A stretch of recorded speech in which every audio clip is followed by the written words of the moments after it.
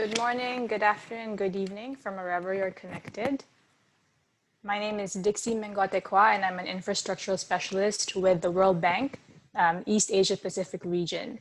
So we're very happy that you've joined us today for this webinar and virtual site visit on integrated green infrastructure and nature-based solutions for flood risk management. We'll start shortly in a minute because we see there are still a number of participants entering the room. In the meantime, I'd like to introduce some of the speakers that you'll hear during the presentation today. So first we have Mr. Ming Zhang, who is a practice manager for the East Asia Pacific region of the World Bank's Urban Disaster Risk Management, Resilience and Land Global Practice. We also have from PUB, Singapore's National Water Agency, Ms. Giok Ling Cheng, who is Chief Engineer of the Urban Livability Division, and Ms. Huilin Liu, who is Senior Architect at the same division. Finally, from NUS, National University of Singapore, we have Kenya Endo, who is a lecturer at the School of Design and Environment. So I'll be your moderator for this session. And also behind the scenes, we have Jian Vun, who will join us later as the moderator for the Q&A session.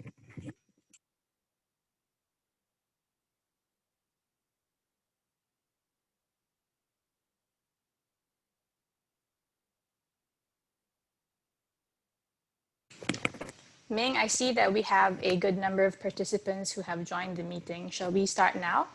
Let me bring up your slide. Okay, thank you very much. I'm very glad to open this session on integrated green infrastructure and the nature-based solutions for flood risk management, where we will have a virtual tour of the ABC program on water management in Singapore. So of all the natural disasters, floods are the most frequent. And with rapid urbanization, which increased the density and caused much more pavement of the Earth's surfaces, the incidence and the severity of floods in cities have increased rapidly. This is experienced across many different cities in the world. For example, in February this year, just before the COVID-19 lockdown started, I visited Belo Horizonte, which is the third largest city in Brazil. And it happened that around the time, the city experienced an unprecedented flooding, which the flood happened at a higher level than the so-called 100-year flood. So I think this kind of things is happening across many cities. Those flooding events that are supposed to be very rare are actually happening almost on a yearly basis in many cities. I think it's also important to highlight that flooding affects the poor and the more vulnerable populations disproportionately. Because in order to seek affordable space to live, they often settle in informal settlements that are the floodplains or coastal areas that are much more flood prone. Next slide, Dixie. So what can be done? Historically, we have focused a lot on infrastructure solutions to flood, such as embankment or sluice gates to regulate water levels, stormwater drains, pumps, outfalls to move water away from the urban settlements. But we often ignore those nature-based solutions, such as mangrove forests, wetlands, that can decrease wave energy and the storm surges. So they can reduce the need for embankment. We do have a lot of urban space that can be used naturally as retention and the storage areas. So they can reduce the pressure on the stormwater drainage system. In Belo Horizonte, during that visit, for example, we drove around with the city officials, and it was very clear that there was much space in the city around that can be used for water retention purpose instead of simply being paved over. So there's a lot of potential on these nature-based solutions. that have yet to be tapped for many cities. To address flooding, I think we need not only infrastructure, we don't need not only concrete, we need more green nature areas, we need more parks, we need more wetlands. Next slide, Dixie. So, and I would like to highlight that this is not only a technical environment issue. Yes, we will have a broader set of tools that are more beneficial to the environment. This is not only an economic issue. Yes, these approaches will have lower costs and be more economically efficient. I think what's important is that this solution should be more socially inclusive. We need to involve the communities who live in these areas and make sure that they participate in this process and their living environment will also improve, not only reducing the flood, but the living quality also improves. So it calls for an integrated nature-based solution. And for that, we need the planning, we need the policy, and we need financing mechanisms. So here I'm again very glad that today we have our Singapore colleagues who will lead us to see what have been done successfully in Singapore with such a concept of green infrastructure. Their example should be an inspiration for many cities in the world. With that, I will pass the floor to our next speaker. Thank you very much, Ming. So for giving that brief presentation and for framing this conversation on the use of integrated urban flood risk management solutions to deal with flood risk management. Can I invite Ms. Cheng Gyok Ling from PUB Singapore to share with us more about Singapore's water context and their experience with the ABC Waters program. Gyok Ling, please. Yep, thank you. Right, in the Singapore's water context, so locally we have separate drainage and sewerage network to actually convey rainwater and wastewater. So what you see here is actually what we call the Singapore Blue Map, and with a network of more than 8,000 kilometers of drains and waterways, and 2/3 of Singapore's land area is actually water catchment, and rain that falls on this land is channeled to our 17 reservoirs for water supply. So in this way, water is not just a resource to us, but it is viewed as an environmental asset. So with such a pervasive network of drains, canals, and rivers, each one of these is actually a potential asset that we can tap on to enhance the livability of our living spaces. Next. Yeah, so with this, PUB actually launched the Active Beautiful Clean Waters, or ABC Waters in short, in 2006 as a long-term initiative to enhance our water and bring people closer to water so that they can appreciate and cherish this precious resource. So it's about creating new community spaces, enhancing the aesthetics, as well as the water quality of our water bodies and our waterways. Yep, next please.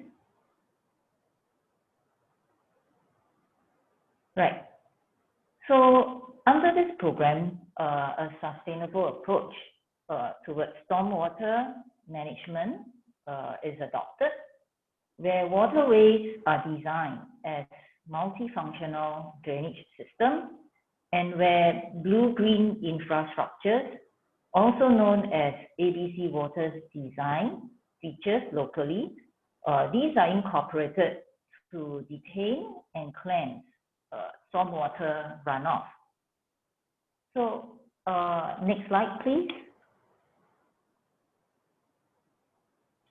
So in a traditional stormwater management, as you see on the upper part of the slide, Drains are designed to channel rainwater runoff quickly downstream.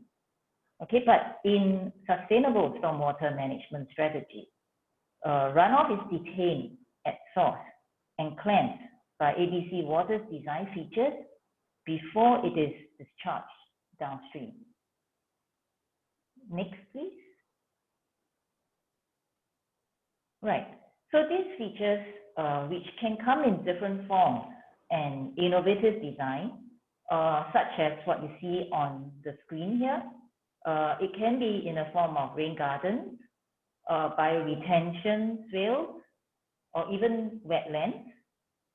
These are designed and can be designed to integrate seamlessly with the urban landscape.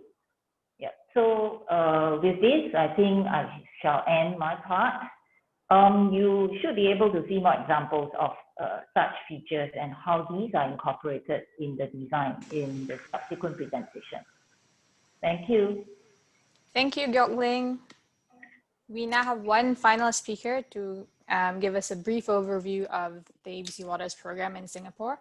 May I now invite Kenya Endo from the National University of Singapore to share with us his views on training and education. Kenya, please. Yep, thanks, Dixie.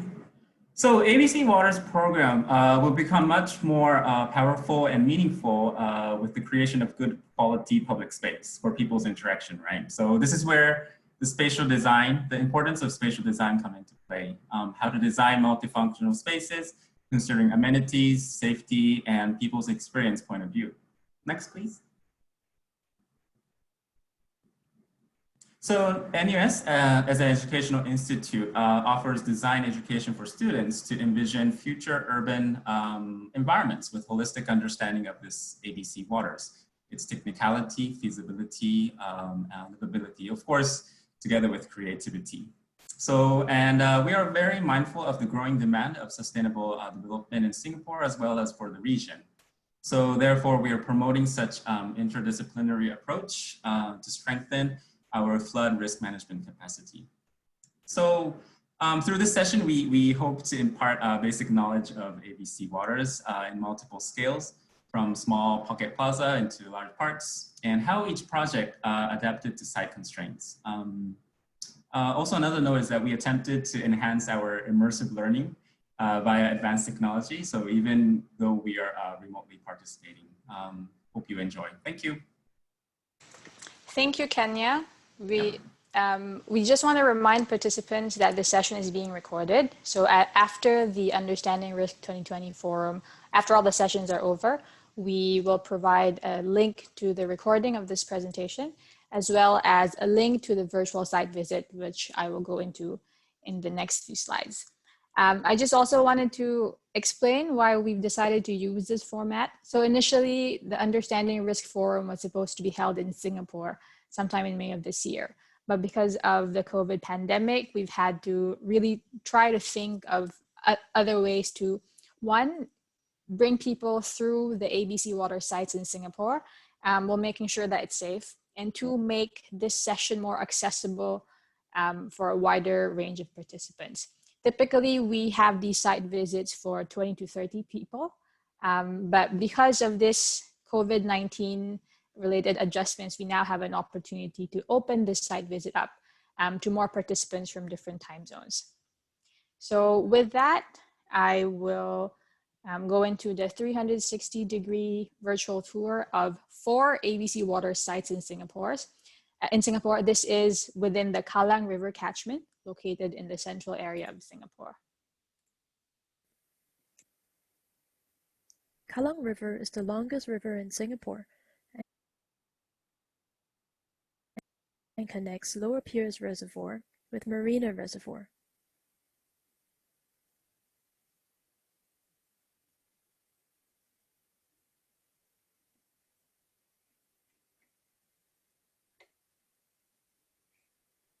We start our tour at the start of Kallang River at Bishan Ang Mo Kio Park. Over 3 kilometers long, the river was previously a concrete canal.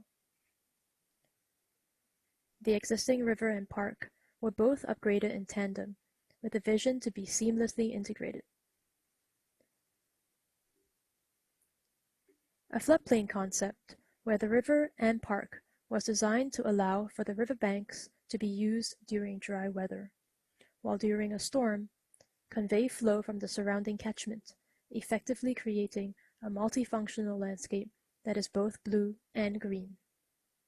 We are now at the upstream portion, from Upper Thompson Road to Marymount Road, and will move downstream from site to site in this tour, with arrows indicating the flow of the river in each view. Here we can see outlet drains that collect stormwater runoff. These are well integrated with the naturalized river.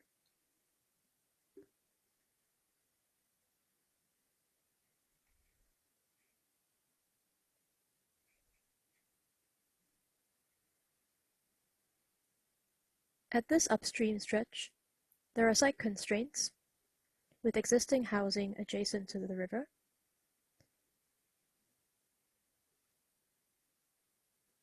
On the park side, there is land for a naturalized slope to blend in with the adjacent landscape and park. While on the housing side, the profile is more vertical with gabion walls.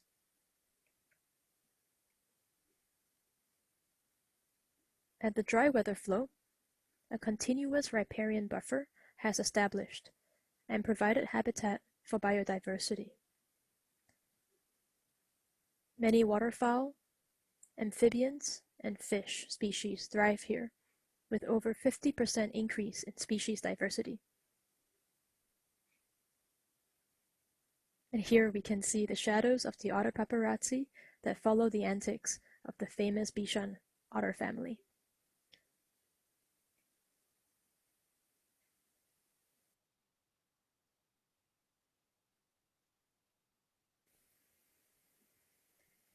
This view shows us the profile of a large outlet drain. Boulders help to slow down the outflow and act as energy dissipators before the water joins the river. Where the flow meets the naturalized river, a robust bioengineering technique is deployed. The riprap with cuttings technique consists of rocks that are interlocked with live woody cuttings to withstand the impact and high shear stress. This technique has proven effective in holding the stream edge.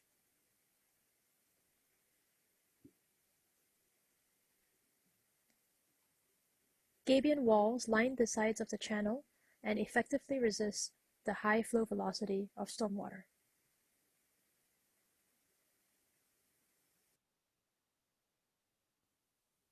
We are now at the cleansing biotope at Bishan Ang Mo Kio Park. This existing pond within the park was prone to frequent algal blooms. Water from the pond and some water from Kallang River is recirculated and treated by the cleansing biotope.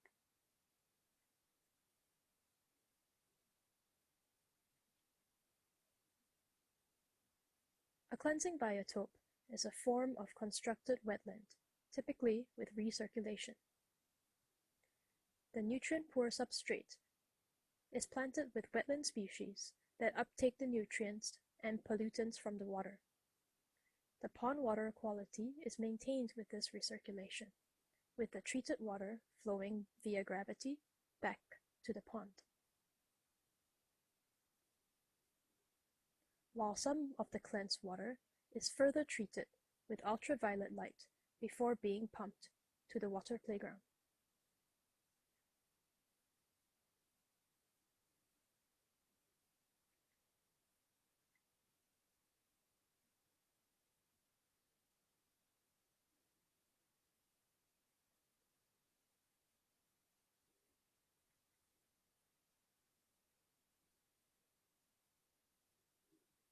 The pump room is located within a landform in the park, effectively camouflaging it.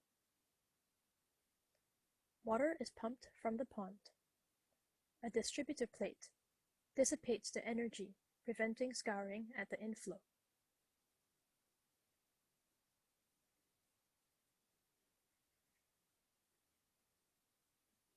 Manholes for maintenance and access to a rotatable riser pipe for control of water level are located within the cells of the biotope.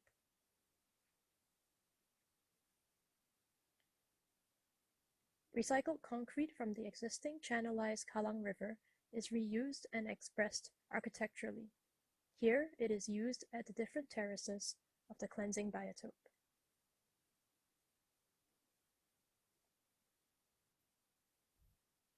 A rocky cascade marks the overflow from the pond to the river.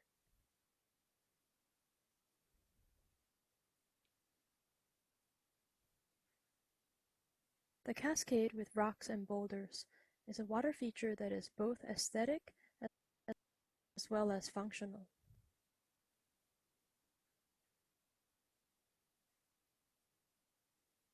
Other bioengineering techniques, such as reed rolls, protect the stream edge and are planted with a variety of herbaceous plant species.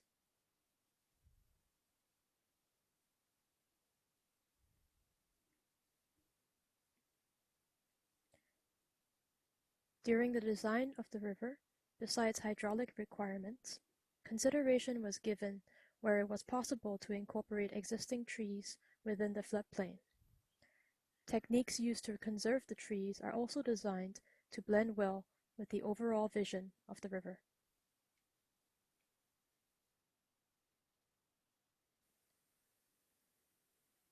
This view shows one of the widest sections of the floodplain.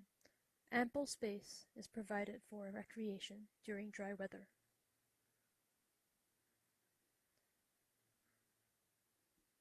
The water level fluctuation, as animated, shows the floodplain functioning as a channel for conveyance during a storm event. This clearly demonstrates the floodplain's multifunctional use.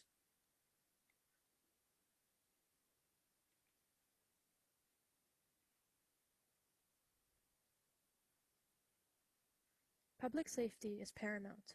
Safety features such as warning signage, red markers along the riverbanks that mark the 3-meter water level height, as well as lifebuoys are provided at intervals along the length of the river. Sirens and light signals aid to warn the public when the levels are expected to rise for ample time to leave the floodplain for higher ground.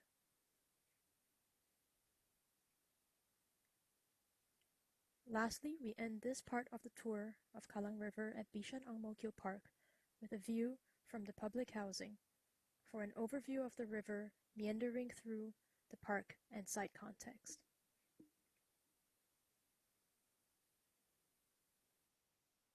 We are now at location number 2 of this virtual tour.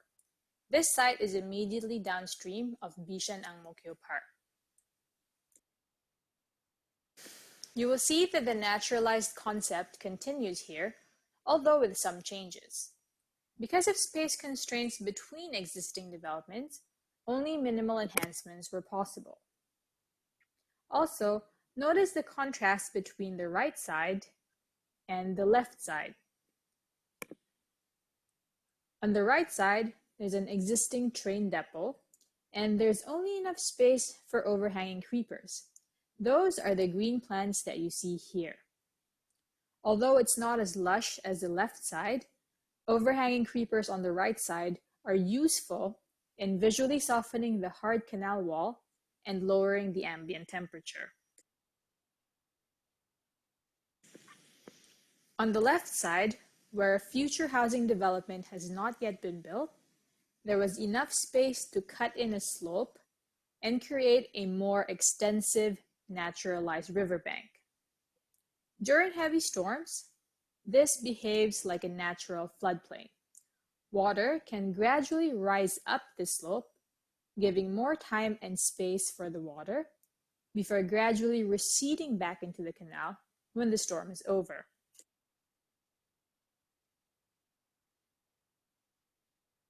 Originally, the canal was a rectangular concrete channel. This was modified to have a meandering dry weather flow channel at the canal bottom. This meandering dry weather flow channel conveys the water during low flow conditions. Also, the islands here and further downstream at the communal node provide a resting spot and refuge for aquatic animals. Here's a closer look at the meandering dry weather flow leading up to the islands.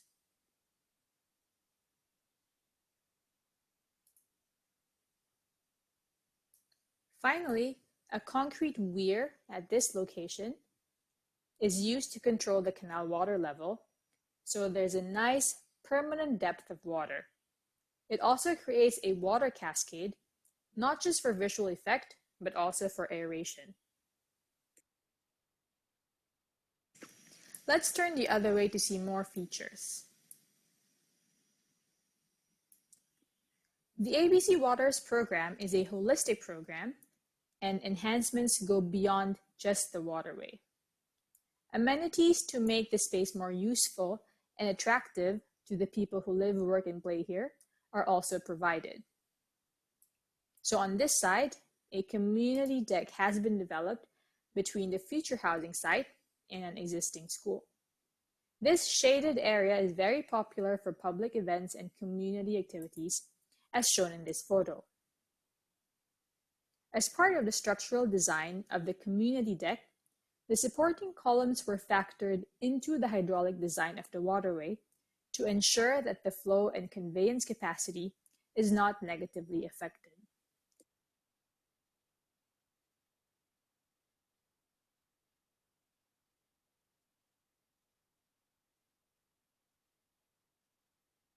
For the next side, imagine yourself walking down the river, past the community deck, and crossing this bridge to the opposite bank. If you're standing here, water is flowing in the direction shown by this white arrow. You will reach an open heavy vehicle parking lot for big trucks like this yellow one here. When it rains, runoff from the parking lot washes into the river, carrying with it pollutants like oils and grease, heavy metals from car exhaust, worn tires and engine parts, organic materials, and even sediments from construction vehicles. What can we do to prevent pollutants from entering the river? In the design of this parking lot, slots on the curb were deliberately made to collect surface runoff into this rain garden here. Let's explore this area further. A bioretention basin, also called a rain garden, treats runoff primarily through filtration and plant nutrient uptake. The performance of a rain garden can be adjusted by changing the filter media and plant selection. This is what a rain garden looks like after a rain event. And this section provides a clear picture of how a rain garden works in preventing pollutants from entering the river. If we follow the flow path, first, runoff comes in from the curb slot. Second, it gets treated as it slowly percolates through the filter media or is taken up by the plant. Third, the treated water gets collected in these subsoil pipes. And finally, cleaner water can now be discharged into the river.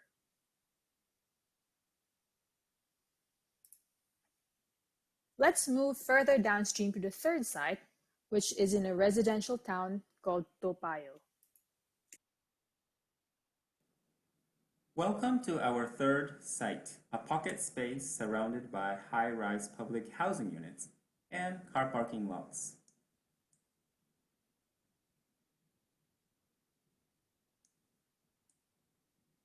This site is located within Topayo neighborhood, just along the Sungay Kalang subsidiary drain, where it used to be a paved area prone to ponding due to depressed topography and insufficient drainage. Approximately 60 square meters of submerged rain garden was installed at this location to collect and treat the runoff from the surrounding areas.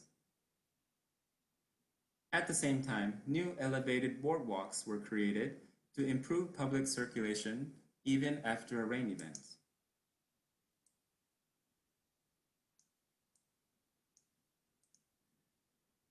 Submerged rain gardens have strength to withstand long dry spells and to uptake phosphorus from the soil by having a submerged zone, typically 300 millimeter thickness, within one of the subsurface layers, consists of sand and carbon source.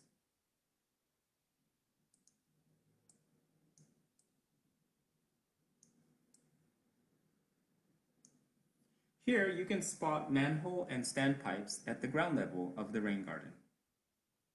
In subsurface level, there are a number of pipes running beneath to convey water to the manhole. Manhole is the collection point of infiltrated water before discharge to the subsidiary drain. Collection pipe here has a swan neck shape, and the invert level of the manhole is set higher than the base of the rain garden. This was a design detail adopted to avoid hitting the existing utility lines during construction time. Standpipes are installed for maintenance purpose, and from time to time, operators will flush water from the top to clean the perforated pipes to prevent them from clogging. Manhole also serves as an overflow device in case of excessive storm events to prevent the surrounding areas to be flooded.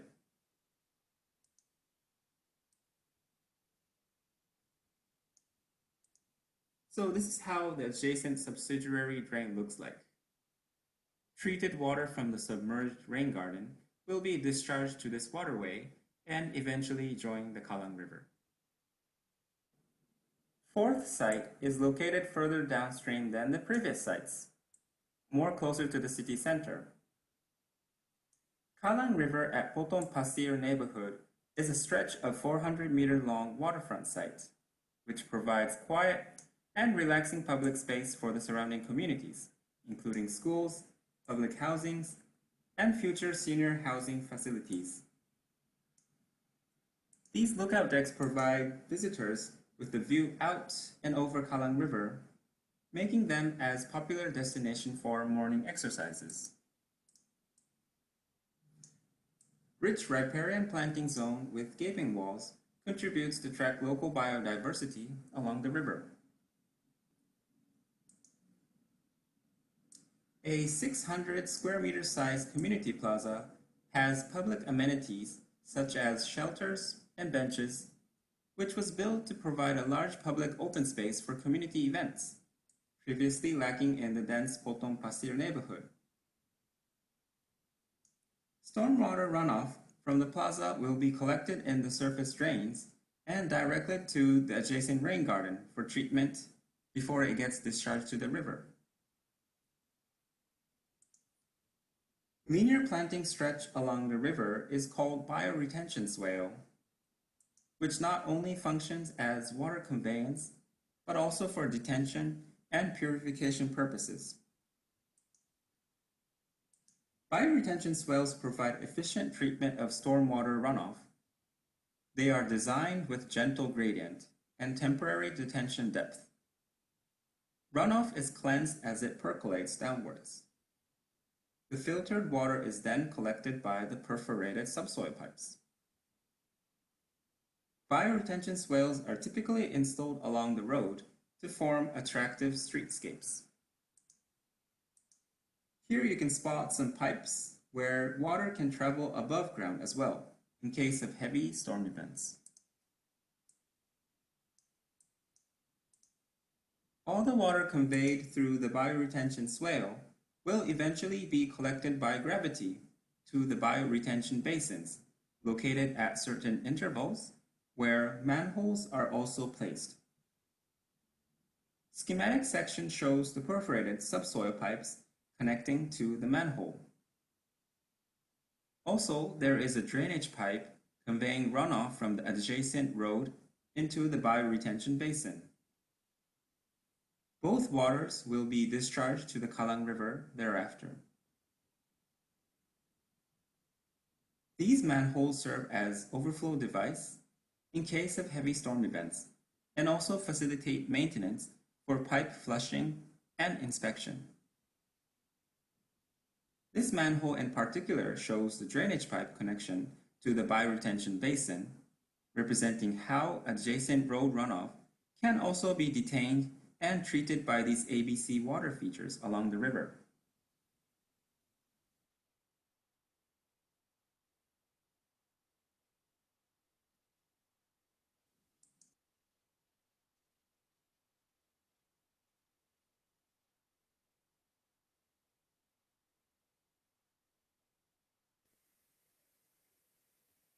Kallang River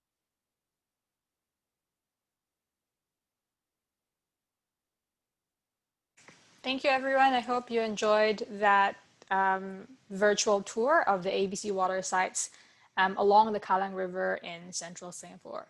So if you recognize the voices, that was actually Lynn, Kenya, and myself doing the narration.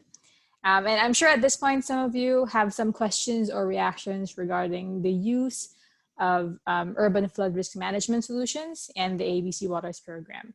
So for that, I'd like to invite Jan Voon, infrastructure specialist from World Bank's Urban DRM Resilience and Land team, to moderate the Q&A session. Jan, over to you.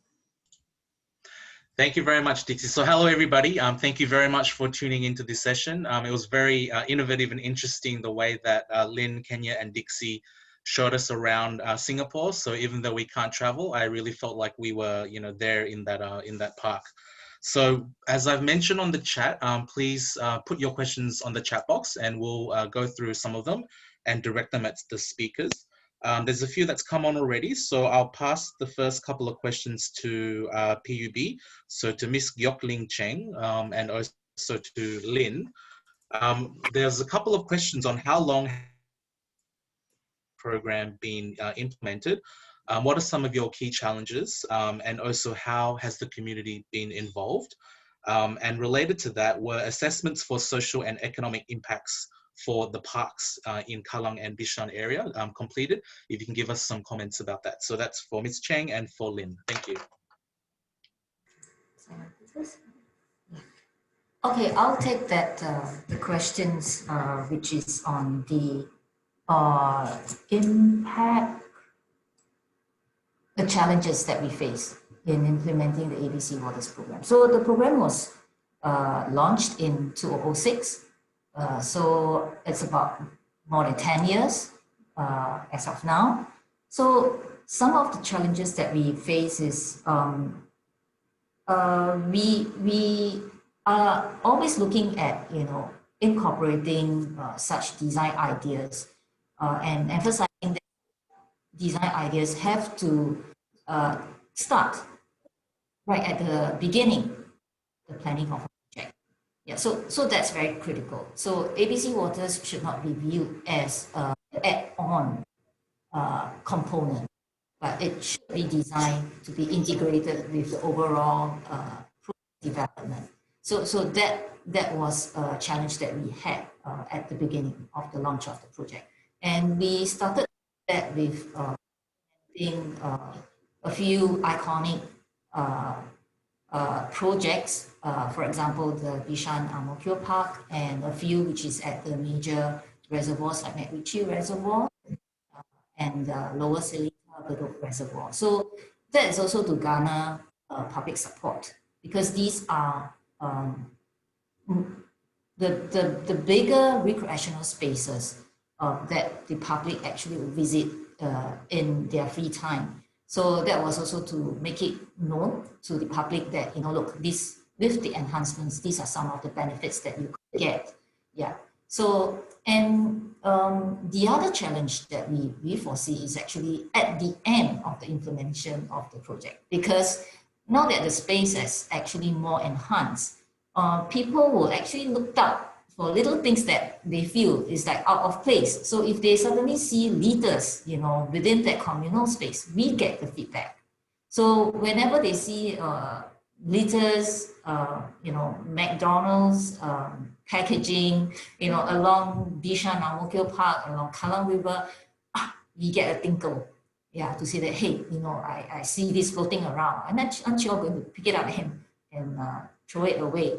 Yeah, so that part on public education and to let the public know that as these spaces are being enhanced, they do have a responsibility as well to use this space properly, take care of the space that has been created. And it is also through this messaging that we that was also one of the reasons why we launched the project as well, to get our people to be the stakeholders of the space that they are using. Yeah.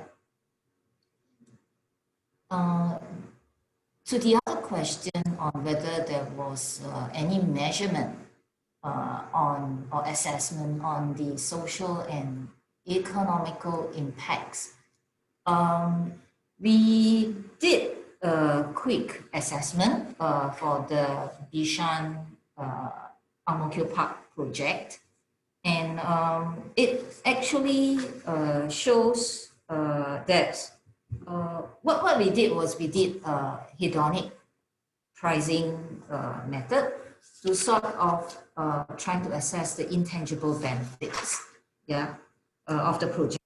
And we actually found that the monetary value of these intangible benefits, as in enhanced biodiversity, increase in property value, that these shows that there was positive benefits and they are statistically significant, and it can actually offset the cost of implementing the project.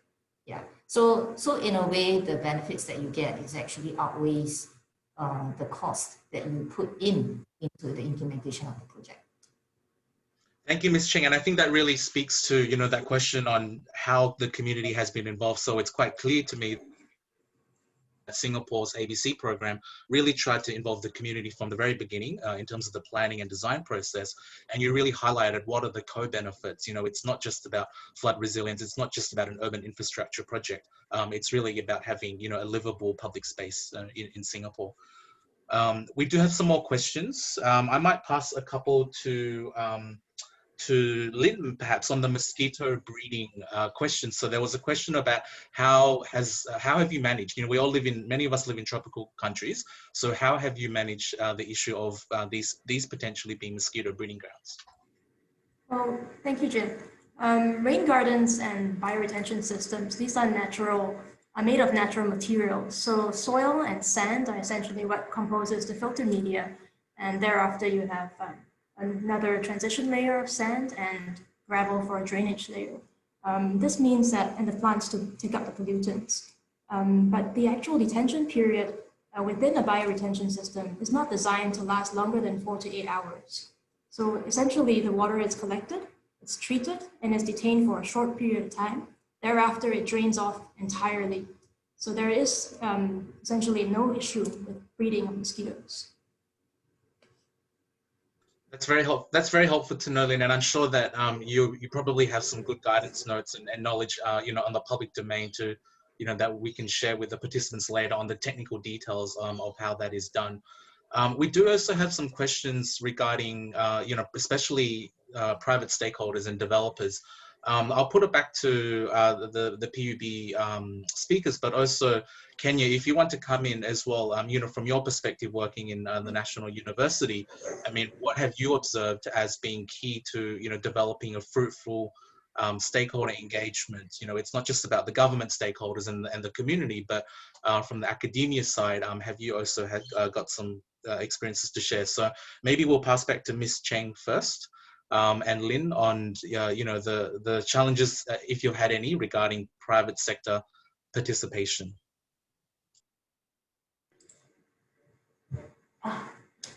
Okay, so as part of the ABC Waters program, we have actually launched a few other schemes that's related to actually encourage our private developers and our partners in the other government agencies to actually come on board with us. So we have launched this ABC Waters certification scheme. So Under this scheme, we encourage developers to incorporate ABC Waters concept as part of their development. And then in that process, they could submit their project for certification as an ABC Waters certified project. And to actually meet that certification requirements, there's a few components that they need to look at. So meaning that the space has to be designed to actually allow or create communal spaces for the public. Of course, the aesthetic part of it, it has to look good. And particularly, we also included a requirement on clean component, which is we also wanted to see that for a particular development site, what is the quantum of the site area that can be treated using ABC Waters design features, so that discharge from this development actually in terms of water quality would be better than a normal development that where runoff is just runs off the development site. Yeah, so with the certification scheme, we hope to encourage more developers to actually come on board and adopt the ABC Waters concept in their design. And we gave recognition, at our annual biannual Singapore International Water Week to exemplify these projects that have actually achieved certification. Yeah, so no monetary or carrot kind of attraction to actually get developers on board, but it's mainly the recognitions. And I think the idea of ABC Waters design features actually gelled very well with public sector developments, as well as like what you can see in our HDB estates area. The other benefits that come along with it, enhanced greenery, enhanced biodiversity, and where we are now actually going towards a vision of city in nature. So it actually gels pretty well with the entire concept of it. Thank you very much, Ms. Cheng. I wanted to also give an opportunity to Kenya if you wanted to respond, particularly on partnerships, the importance of partnerships in this sector. Thank you. Well, just a quick note on it. I think the beauty of this program is that, the PUB sets this kind of guidelines and, technical reference, resources so that, in a way, anybody, or even me, sometimes is used for when we teach to students, I think we can also reference to that so that it's a scalable approach and, in a way duplicatable to other areas depending on site constraints. So I think that's the beauty of it. And I think PUB has set a very nice way to spread the words, yeah. Sure, thanks a lot, Kenya. So we're running a bit short on time, but there were a couple of questions on operations and maintenance. Did Lynn or Ms. Cheng want to answer about, how has PUB been able to manage operations and maintenance, particularly financing of it in the longer term, and any issues on that to share? I guess I'll take that question. In the maintenance of projects or ABC Waters projects, funding actually comes from the government. But I guess what we could do or play our part in the maintenance aspect is that as we design for such spaces, we always look out for designs that are low in maintenance. That means they function as the multi-functional spaces, but it should not require a lot of additional maintenance costs. So things like if we require pumping, these are things that we try to avoid, and we try to work with the existing topography to actually come up with design that integrate well with the surrounding landscape. And so in terms of landscaping plants that we choose, it also would have to be something that is suitable for the local context. So it has to be hardy and durable. And then it has to be able to survive well in both in heavy storm situation and as well as in dry weather. Yeah, so for example, the rain gardens, it has to be able to acclimatize to both weather condition, because at times when there's no rain, you know, your plants will need to be able to survive that dry period before the next storm comes for it to actually perform its function. Lynn, do you anything that you want to add on? I think maybe just because it is a system that's designed to drain quickly, the impact of the importance of having species that can really survive dry, sort of a dry, arid kind of environment, as well as a very soaking, wetland kind of environment, is something that we've developed over the years, and we've come to a pretty comfortable palette within the program. So most of the species that we have planted really do not require any additional irrigation and are just generally tough overall. Thanks a lot, Ms. Cheng and Lynn. I think the key message for me there is, you know, the use of low maintenance plantings and integrated solutions that do not require, you know, continuous maintenance, and that will help to reduce some of the longer term operational costs. So I think we might be now at the end of the Q&A session. So I will pass back to Dixie to close up. Thank you very much, everyone, for your wonderful questions. Thank you, John. We have about 1 minute left before the session closes. So I'm leaving you with this slide. So if there's one thing you have to save, it's this blue link that you see on the screen. This is a link to the full 360-degree tour, as well as links to all the relevant World Bank and PUB resources, such as reports, guidelines, or practice notes. For those of you who are interested, a recording of this event will also be made available by the UR 2020 organizers right after the event. So with that, I'd like to thank everyone, speakers, participants, and everyone who's been involved in setting up this tour for your interest and participation. Thank you so much, everyone, and have a great day.